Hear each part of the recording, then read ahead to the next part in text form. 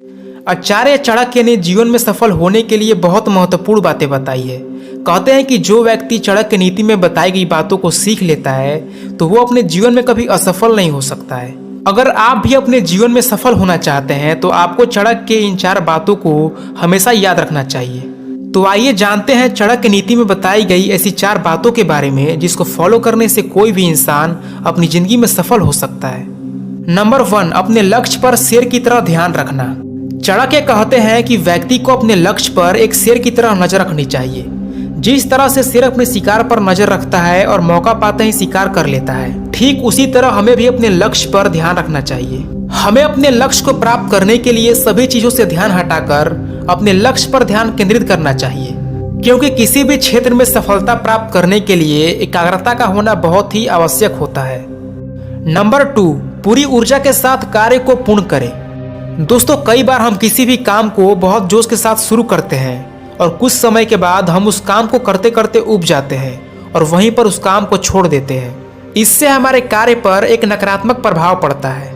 इसलिए आचार्य चाणक्य कहते हैं कि अगर हमें किसी भी काम में सफलता प्राप्त करनी है तो जिस ऊर्जा के साथ हमने वो काम शुरू किया है तो ठीक उसी ऊर्जा के साथ हमें उस काम को समाप्त भी करना चाहिए।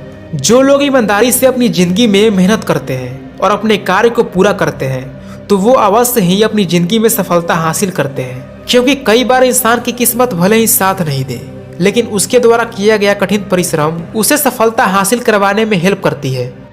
नंबर 3, दूसरों की गलतियों से सीखे। आचार्य चाणक्य कहते हैं कि मनुष्य को दूसरों की गलतियों से सीख लेना चाहिए और आगे बढ़ना चाहिए।